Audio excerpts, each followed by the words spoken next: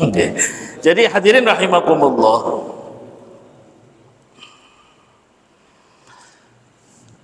jadi riba itu ada dalam dua posisi.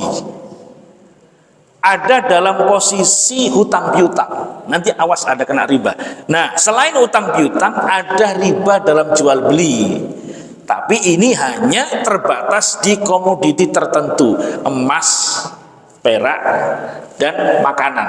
Emas, perak, dan makanan. Yaitu tadi Nabi kan menyebut gandum, berarti dikiaskan beras termasuk, jagung termasuk. Nah, kalau jual beli beras dengan beras, maka disyaratkan ukurannya harus sama, plus kontan, plus langsung serah terima. Jual beli emas dengan emas, emas Singapura dengan emas Dubai, ukurannya harus sama, kemudian harus kontan. Sekarang jual beli emas dengan duit.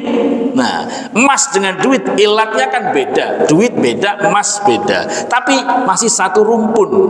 Emas, duit, perak itu satu rumpun. Satu rumpun, maka disyaratkan harus cash dan apa namanya? Dan langsung terjadi serah terima. Makanya masih perdebatan panjang ketika Bank Syariah mengeluarkan apa namanya, salah satu produknya yaitu cicil emas. Itu tidak akan selesai, Pak, karena apa? Itu kan dulunya haram, kemudian ada yang membolehkan dengan alasan tertentu, Yang saya baca alasannya adalah emas zaman sekarang itu sudah menjadi komoditi, kayak HP, kayak sepeda motor, kayak mobil, jadi boleh dicicil. Tapi yang kekeh mengharamkan ya karena Nabi dulu melarang. Emas itu dilarang jual belikan dengan sejenis dengan duit kecuali harus cash. Itu yang jadi masalah, ya. Jadi Bapak Ibu yang ikut fatwa Dewan Syariah terserah, yang mengikuti ulama-ulama dulu ya terserah. Menurut saya nggak punya pendapat, Pak. Saya hanya menjelaskan saja. Bapak Ibu yang dimuliakan oleh Allah Subhanahu wa taala, itulah diantara sedikit masalah jual beli. Dan nanti akan kita lanjutkan materi-materi berikutnya tentang jual beli. Nah,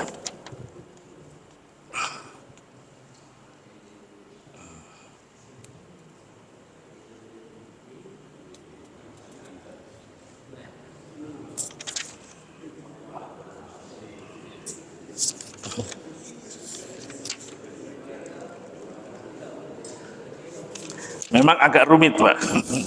Kalau sudah bab jual beli itu agak rumit, okay. Nah, termasuk hadirin rahimakumullah, ada namanya dalam bahasa fikih itu akad salam. Akad salam itu akad pesan. Akad salam, akad pesan. Saya pesan ke Pak Juhri kalender. Pesan, Pak Juri, saya pesan kalender 2024, gambarnya ini. Oke. Nah, akad seperti itu menurut Imam Syafi'i disyaratkan harus dibayar cash.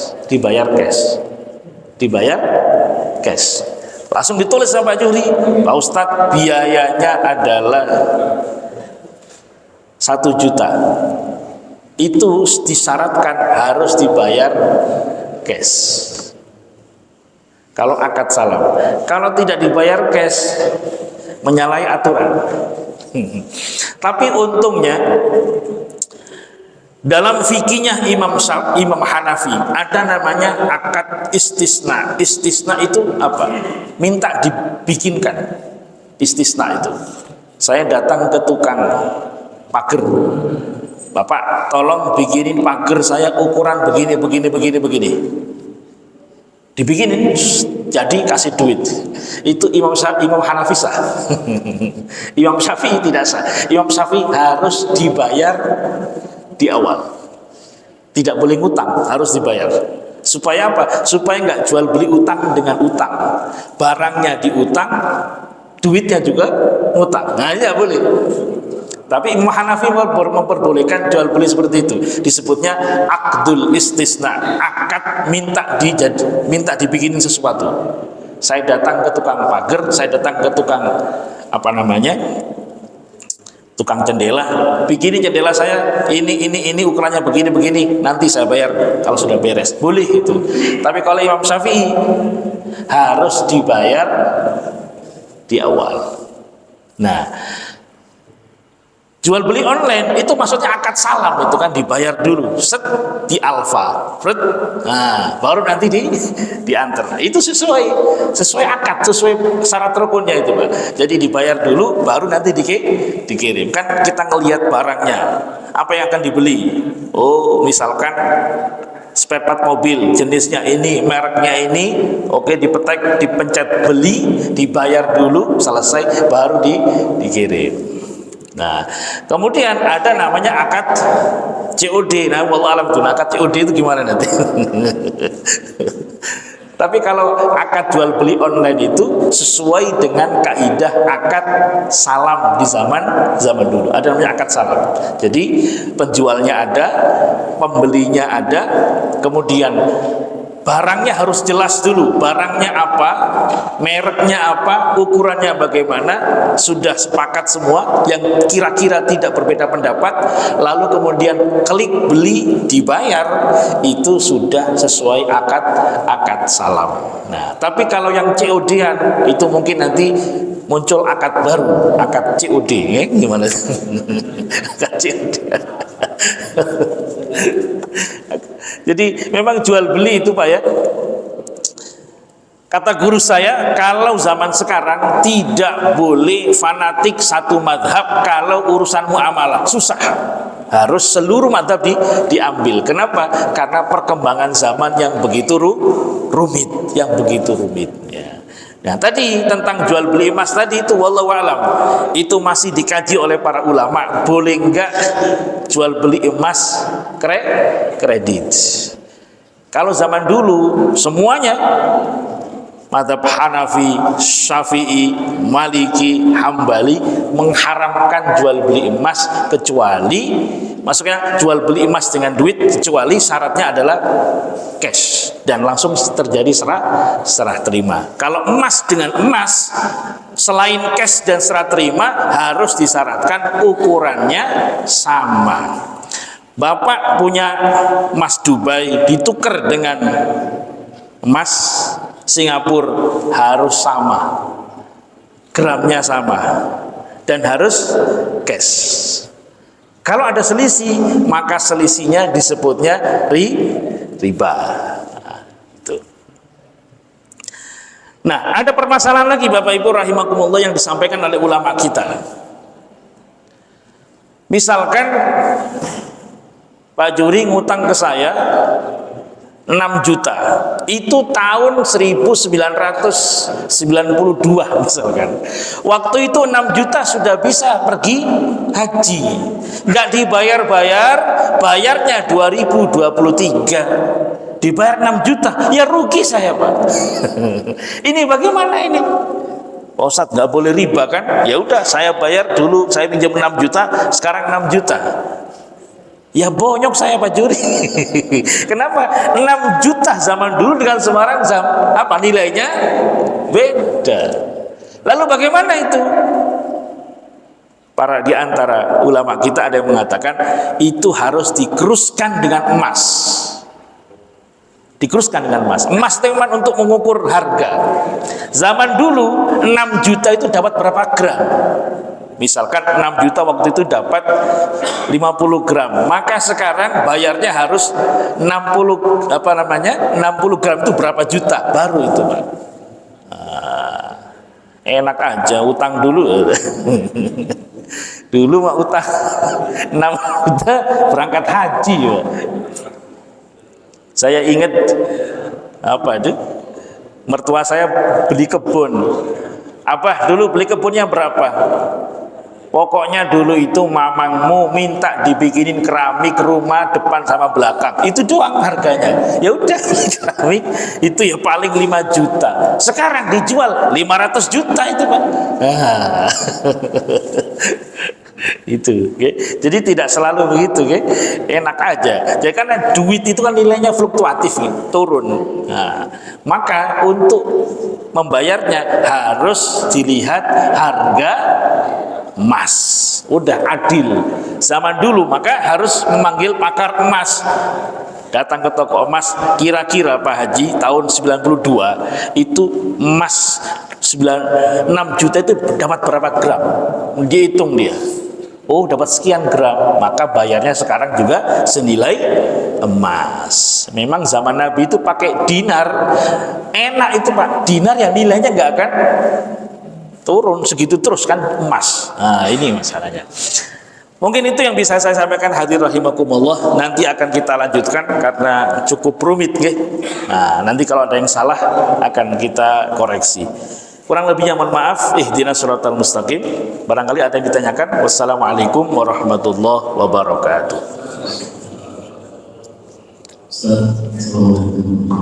Waalaikumsalam warahmatullahi wabarakatuh. Mau bertanya tentang jual beli. Menarik sekali. Tadi yang saya tanyakan ini adalah jual beli bukan emas, bukan perak, bukan mobil, tapi lagi yang lagi trending, yaitu jual beli suara.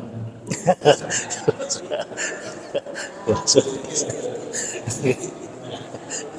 beli suara ini jadi sebagai yang selanjutnya karena mereka memperhatikan hal tersebut sedang trending dan itu pakai uang, dan akhirnya akan menjadi uang kembali karena dia kerja sebagai suami seperti itu. Gimana Ustaz? Apakah sudah ada pencerahan yang bisa disampaikan? Yeah. Subhanallah, ini musim pemilu ini. Subhanallah, ya. Kalau seorang ulama besar dengan umat yang besar itu suaranya mahal, Pak. Bisa 8M untuk yang saya dengar dari ceramahnya Kiai Marzuki Mustamar.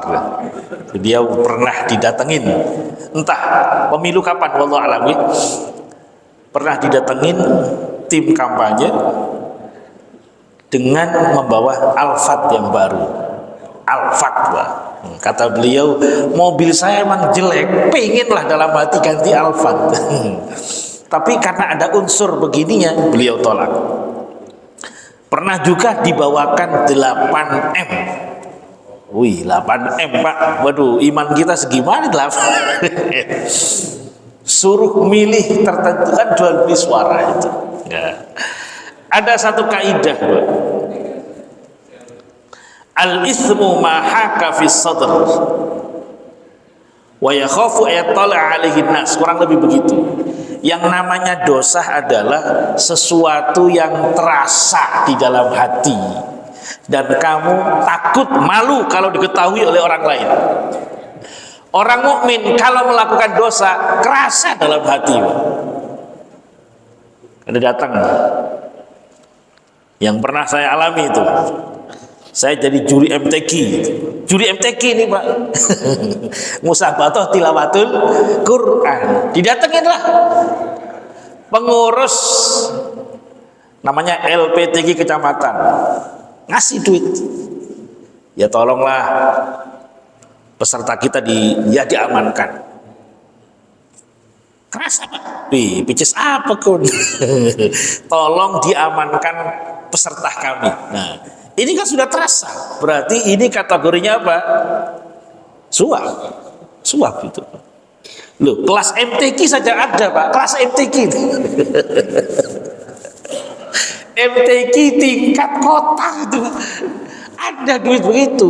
Jadi kan ketua-ketua kecamatan itu pengen kecamatannya yang menang. Biar dapat nama dari wali kota dan lain sebagainya. Dan dia bayar tuh. Dewan hakimnya dibayar. Wih, 250 masuk neraka, rugi. Enggak lah, apanya. Udah normal saja. Kalau saya bilang kalau nilainya bagus ya saya kasih nilai tinggi, tapi kalau jelek ya pokoknya saya nggak dolim lah, gitu saja. Itu kan kerasa Pak, itu suap, ya, suap. Nah, jadi kata Nabi ar-rasi wal murtasi, la'ana Rasulullah sallallahu alaihi wasallam ar-rasi wal murtasi. Rasulullah melaknat orang yang menyuap dan yang menerima suap. Cuma ada pembahasan ini disampaikan oleh salah satu ulama, Gus Baha. Seandainya terjadi satu kasus orang yang jujur, yang amanah, yang diinginkan untuk menang, tapi kalau dia tidak bayar pasti kalah, maka dia diperbolehkan untuk ngeluarin duit untuk menjaga haknya, kata beliau. Misalkan ini ada orang yang benar didukung, yang lain pakai duit semua, ini yang benar ini kalau nggak pakai duit, pasti kalah. Bahaya kalau dia kalah, maka kita boleh menolong dia, ngasih duit biar dia menang, kata beliau. Wallahu alam, wallahu alam. Itu satu masalah. Kenapa? Alasannya apa? Yang namanya suap itu adalah mengambil hak orang lain, orang yang harusnya memilih nomor. Lah nggak perlu. Bahaya ini. Nomor 5 kok gara-gara duit beda nomor 4 itu kan. Nah, ini dia mengamankan suara. Harusnya dia sudah punya niat akan milih nomor 5, cuma dikasih duit dia berubah. Maka nomor 5 datang, saya kasih duit kamu juga biar tetap nggak berubah. Nah, gitu. Kata beliau ini dikecualikan dari kasus suap. Kenapa? Karena dia mengambil haknya. Contoh, Bapak Ibu ngurus sertifikat, kan haknya dapat sertifikat, tapi pegawainya dolim, gak akan ngasih suratnya kecuali kita bayar duit. Bagaimana itu? Nah, kategorinya kata beliau bukan suap. Kenapa? Karena kita menyelamatkan aset kita, terpaksa harus ngeluarin duit. Wallahu alam, itu yang disampaikan oleh beliau. Tapi kalau dalam kondisi normal, nggak ada apa-apa, cuma nerima duit supaya berubah, supaya dipilih, maka kategorinya adalah rasuah. Nah, makanya kita ini nggak maju-maju dari dulu, duit muter terus. Ngasal, milih dewannya ngasal, milih pemimpinnya ngasal. Kenapa? Prinsip hidupnya wani piro. Udahlah Pak, nggak usah diterima. Karena kan begini, ada yang mengatakan ini ucapannya Imam Malik, ada yang mengatakan ini riwayat dari Sayyidina Umar bin Khattab. Orang bodoh adalah orang yang menjual akhirat demi dunia. Jadi orang yang menjual akhiratnya demi dunia itu orang bodoh. Okay. Tapi lebih bodoh lagi orang yang menjual akhiratnya demi dunia orang lain. Ya, orang bodoh adalah orang yang mengorbankan akhiratnya demi dunia dia. Saya korbankan akhirat, tapi saya kaya di dunia. Goblok, itu orang bodoh. Tapi lebih bodoh lagi orang yang menjual akhiratnya demi dunia orang lain. Lebih bodoh lagi. Kita menerima money politik demi orang lain, itu lebih bodoh lagi itu. Nggak seberapa dengan akibatnya di akhirat. Yang seneng orang lain, yang bonyok di akhirat kita. Itu jangan sampai itu Pak ya, jangan sampai ya. Wayahnya lah kita tahan sedikit, nggak terima. Datang dewan ke rumah kita. Ini apa ini Pak? Bingkisan ini apa ini maksudnya? Ada teman saya, wallahu alam, ini ijtihad beliau. Ada dewan nyumbang ke pesantren beliau. Lalu teman saya ngomong, Bu, saya tidak mau jadi tim sukses, saya tidak mau menyuarakan ibu, saya tidak mau menganjurkan jamaah saya. Kalau sumbangannya ada kaitannya dengan kampanye ibu, saya tidak terima. Tapi kalau nyumbang ya sumbang saja, terserah. Oh enggak Pak Ustadz, nyumbang doang. Ya sok. Katanya beliau itu. Jadi di awal udah dikatakan kalau ada kaitannya dengan milik ibu saya nggak mau terima. Tapi kalau mau nyumbang, bikin toilet, bikin apa, silakan nyumbang saja, nggak apa-apa. Wallahu alam. Itu istihad beliau. Istihad beliau. Saya juga tidak menganjurkan ya. Tidak menganjurkan. Datang bawa bingkisan ke rumah Bapak Ibu. Kebetulan Bapak Ibu fakir miskin misalnya. Pak Dewan ini apa ini? Suap atau apa? Oh sodako itu Bu, sodako. Ya wis. Nanti milih terserah saya ya, nggak ada sangkut pautnya ya, ya terserah. Tapi kalau kita hati-hati ya tidak kita terima Pak ya.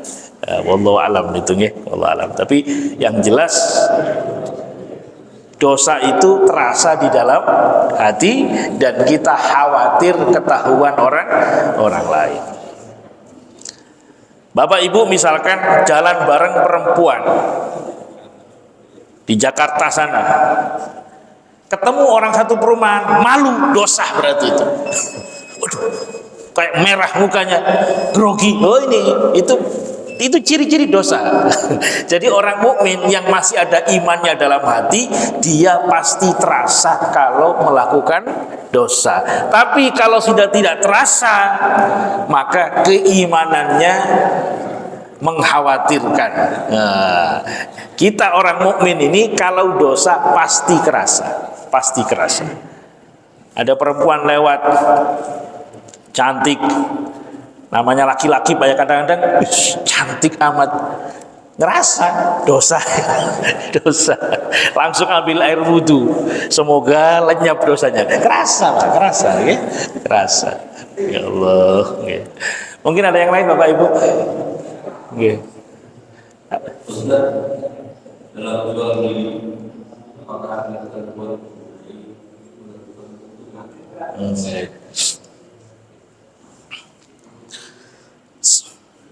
Bapak Ibu rahimakumullah, apakah dalam jual beli ada ketentuan berapa persen? Oke. Setahu saya Bapak Ibu, nanti kita koreksi lagi.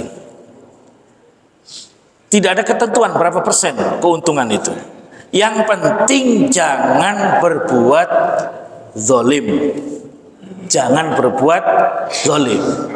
Nah, maka setiap barang itu kan untungnya bisa beda-beda Pak. Nah, jual beli mobil Bapak itu pinter nyari mobil murah, dipoles dijual itu sampai 50% untungnya.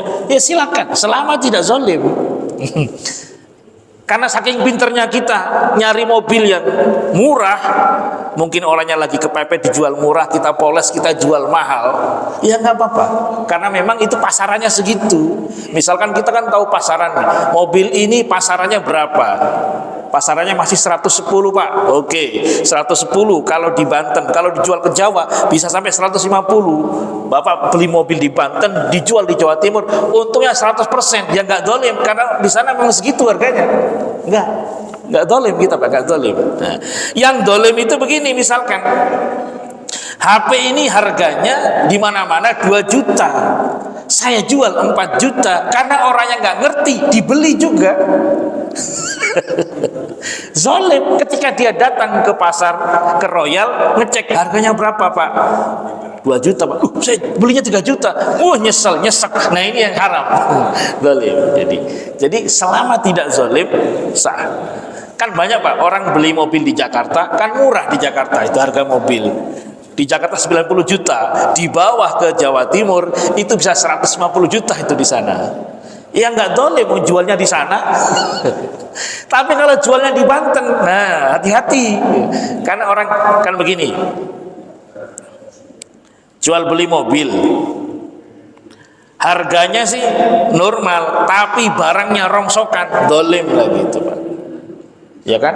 Masa habis jual beli mobil langsung turun mesin, kan pusing. Zalim berarti. Ngomong Pak, kalau barangnya itu, Pak ini barangnya saya nggak tahu loh ya, mesinnya nggak tahu.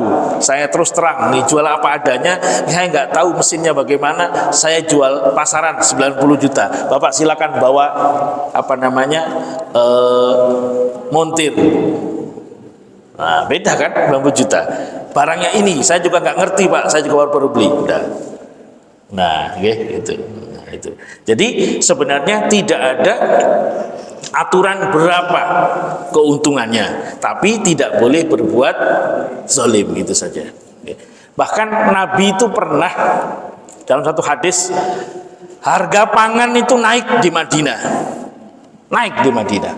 Lalu para sahabat itu datang ke Nabi, Rasul, tolong kau kasih harga yang flat. Rasul nggak mau. Rasul nggak mau. Kalau memang naiknya itu adalah faktor alamiah, nggak mau dihargai.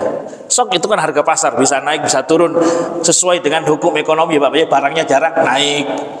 Selama tidak ada kedzaliman. Beda kalau barangnya ditimbun lalu naik, nah itu beda.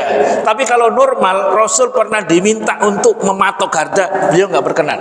Biarkan saja itu berjalan alamiah. Rasul tidak berkenan mematok harga. Nah, dari sini kita ambil bahwa selama itu proses pasar yang normal, tidak ada kezaliman, ya tidak masalah berapapun untungnya. Nah, untungnya berapa silakan. Yang penting kita tidak mencekik orang. Nah, gitu kan. Saking pinternya kita nyari barang itu yang dapat yang murah dijual naik sekian persen, tidak apa-apa selama itu memang begitu. Di daerah itu harganya memang segitu, jadi orang tidak merasa terzalimi, memang harganya segini di daerah sini. Nah, gitu ya. Nah, beda ceritanya orang dari desa nggak ngerti apa-apa. Makanya ada hadis Nabi itu melarang orang kota datang ke kampung beli itu zaman dulu Pak ya, datang ke Badui membeli hasil pertanian mereka, langsung tidak boleh. Kenapa? Karena orang sana nggak ngerti harganya. Jadi biarkan mereka ke kota dulu, nanti di kota kan dia tahu harga. Oh, harganya segini, dijuallah proses alami. Jangan sampai kita memanfaatkan kebodohan orang, kita datang ke kampung-kampung nggak ngerti di sana dijual murah, nggak taunya kalau dia mau modal dikit pergi ke kota itu jualnya mahal sekali. Nah, itu yang dilarang.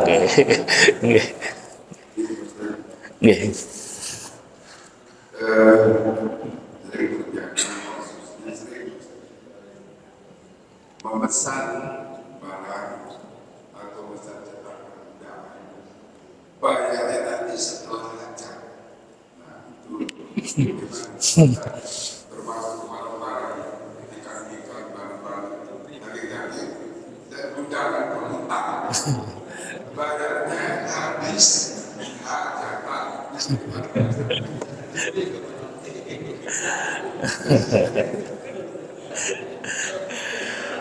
Jadi bayarnya baik hajatan ya.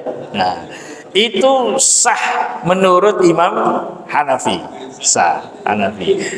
Tapi kalau Imam Syafi'i nggak sah. Imam Syafi'i harus dibayar di depan. Imam Hanafi boleh dibikinin dulu, nanti bayarnya ini ngutang Bapak ya, utang ya. Bayarnya nanti. Allahu Akbar. Jadi tidak sesuai akad salam ya. Harusnya dibayar kontan lalu barang datang. Tapi ini kita ikuti fatwanya Imam Hanafi, jadi kita boleh pesan barang jelas, nanti barangnya nanti, bayarnya nanti, itu boleh. Kalau nggak gitu nggak laku kita Pak ya.